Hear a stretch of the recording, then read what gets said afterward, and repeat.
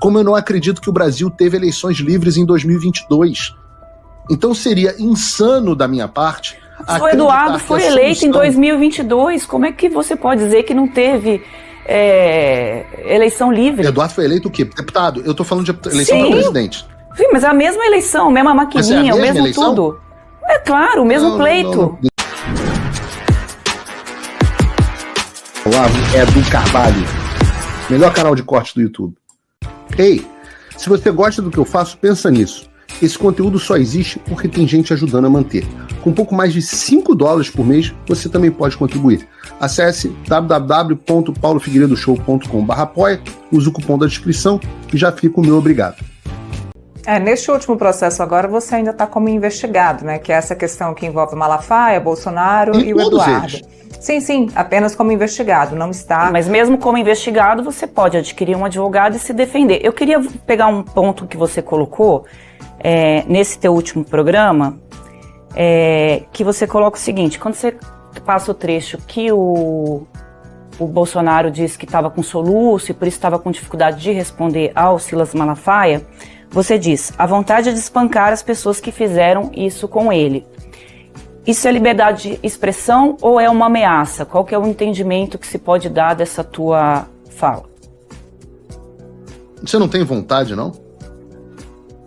Você não tem vontade? De espancar as pessoas, indignada? Não. Você não fica indignada? Se você vê uma criança, sendo agredida, você sente vontade de espancar o agressor? Não, eu sou uma pessoa civilizada, então eu converso, eu dialogo, eu posso discutir, mas espancar não é isso. Então, o espancamento é civilizatório? Vamos lá. Claro que é.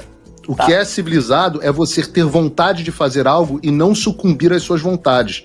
O ser humano tem vontade. Agora, o que impede ele de sucumbir às suas vontades e aos seus desejos é o processo civilizatório. É exatamente essa que é a definição de civilização. Não é você ser castrado quimicamente, como metade dos homens hoje brasileiros que são soy boys, um bando de esquerdomacho, gente desculpa por ser homem e por aí vai, que não tem vontade de brigar contra a injustiça. Eu tenho uma enorme vontade de brigar contra a injustiça. Quando eu vejo a injustiça, a minha vontade, o meu desejo, como o cão pastor que eu fui criado para ser, é de brigar contra isso. Agora, a civilização me faz fazê-lo de forma adequada, utilizando os caminhos comuns. Então, tenha certeza, eu tenho várias vontades que eu não concretizo, e não tem nada de ilegal nisso. E é por isso que você não pune, exceto no Brasil agora, pela primeira vez na história, é por isso que você não pune crime que não entre na fase de execução. Você não pune crime por conjectura, por vontade. Ora, se você pega a sua mulher com um vizinho, você vai ter vontade de matar o vizinho e talvez a sua mulher. Mas você, por ser uma pessoa civilizada, não vai fazê-lo. Eu imagino, né? Eu imagino que as pessoas não tenham sido castradas quimicamente, que o nível de testosterona não seja tão baixo, que as pessoas não vejam esse tipo de coisa de forma passiva. E eu não acho que você não ter vontade e sede de justiça seja algo mais civilizado. Eu acho que isso é uma involução civilizatória. O que se coloca em contraponto a isso é que esse tipo de fala acaba estimulando algumas pessoas a terem esse tipo de comportamento. Foi o que a gente viu muito no 8 de janeiro, que as pessoas foram lá, teve aquele quebra-quebra, estimuladas por um discurso de ataque às instituições. O que levou, na tua opinião... Sabe o que estimulou o 8 de janeiro? O quê? Não, isso é importante. O que estimulou o 8 de janeiro foi a população ter ido milhares de vezes às ruas protestar e responder na cara como perdeu o mané. Foi o fato de terem utilizado as instituições para entrarem com processos, apelos e pela via judicial, e o ministro Alexandre de Moraes, em 30 minutos, respondeu uma petição de 50 páginas com uma multa de 22 milhões sem nem ler. É isso que estimula as pessoas a partirem para a violência. O que estimula as pessoas a partirem para a violência é quando você as censura.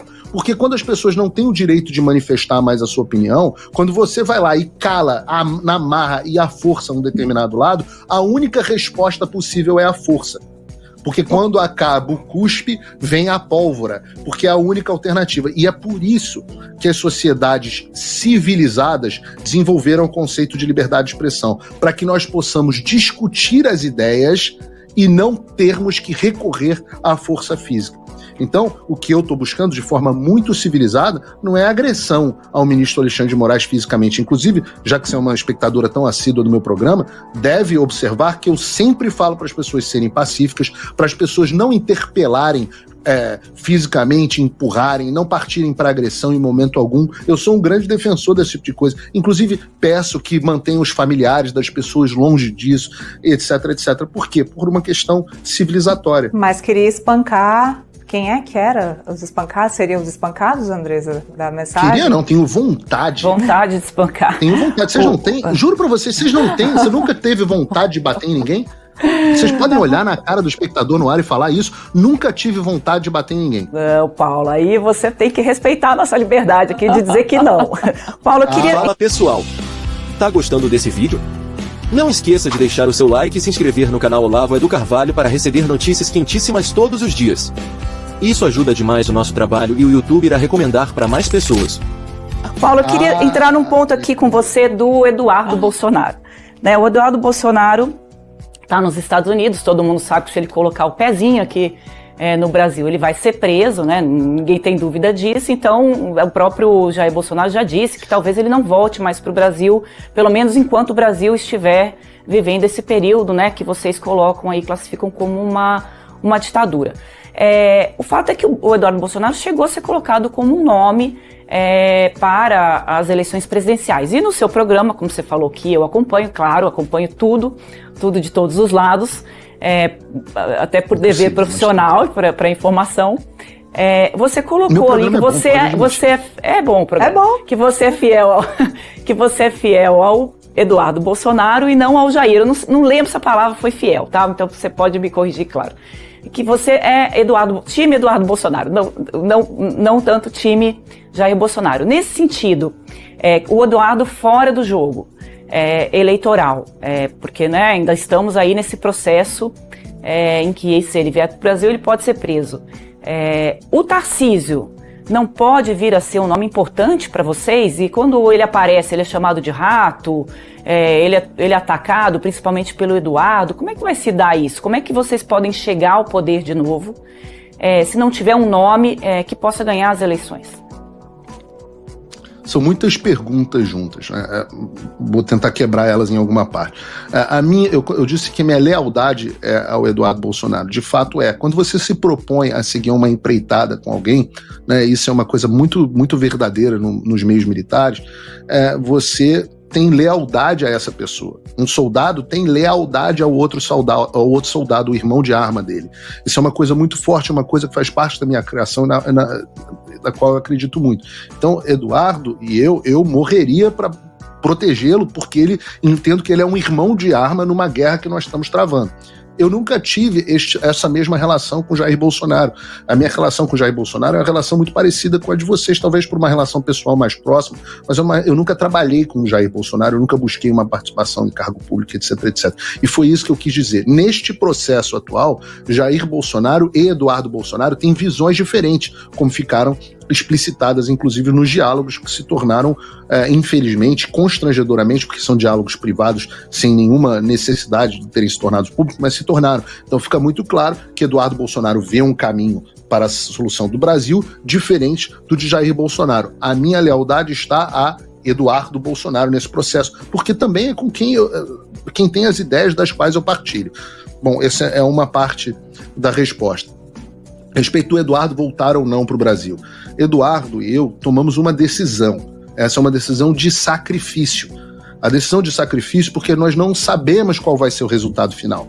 Mas nós estivemos dispostos a sacrificar a possibilidade de voltar à própria pátria em defesa da liberdade dos brasileiros.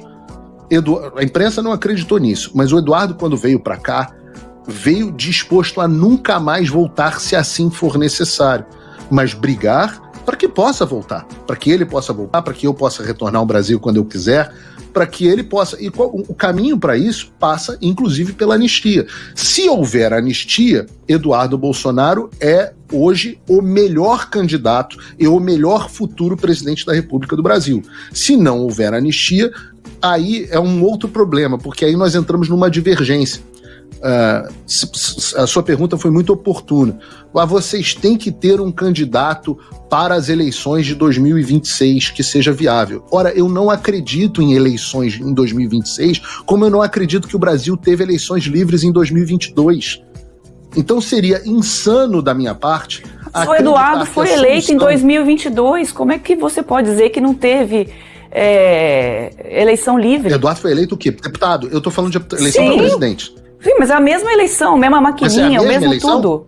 É claro, o mesmo pleito. Não. Vocês estão preocupados... Tá, vocês estão preocupados com a maquininha.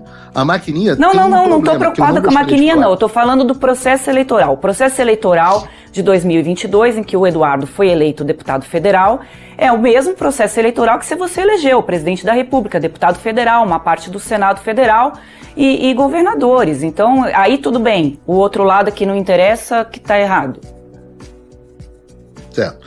Há uma diferença enorme entre a condução da eleição para presidente da República e a condução da eleição para deputados. O grau de perseguição que o presidente Bolsonaro sofreu durante as eleições de 2022 não é compatível com o que seria possível, naquele momento, fazer para as centenas de milhares de disputas para deputados e deputados estaduais e senadores em todo o Brasil. Não é possível fazer o mesmo grau de perseguição política que o Supremo Tribunal fez nas eleições de 2022 contra o presidente Bolsonaro. Não é possível. Era fisicamente, naquele momento, impossível.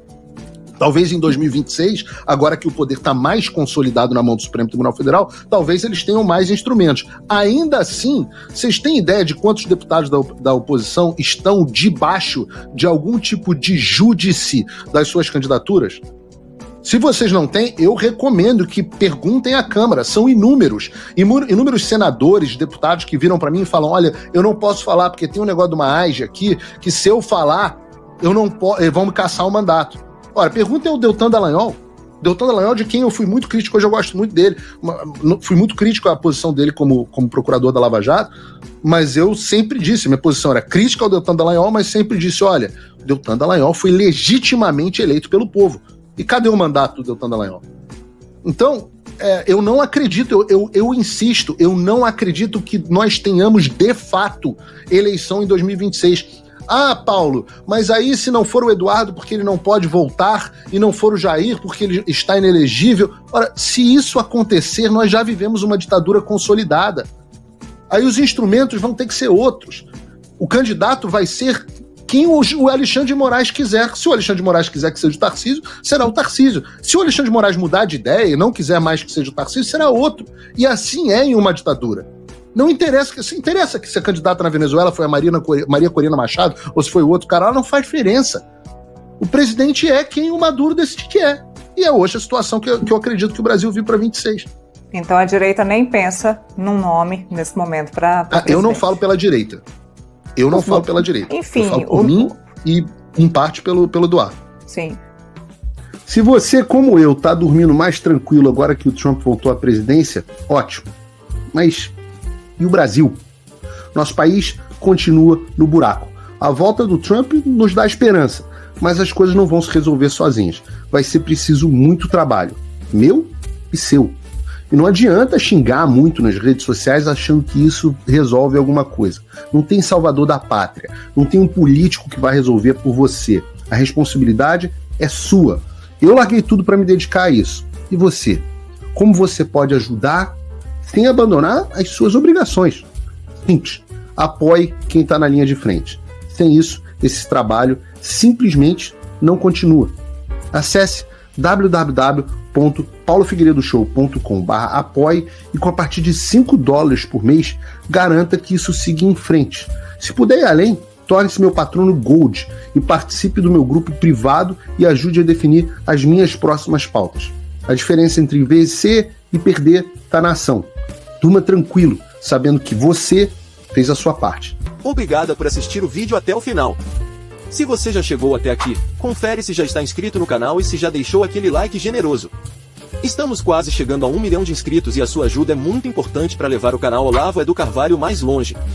Até o próximo vídeo, meus amigos. E neste momento é muito fácil aos defensores do plano alegar isso é uma teoria da conspiração.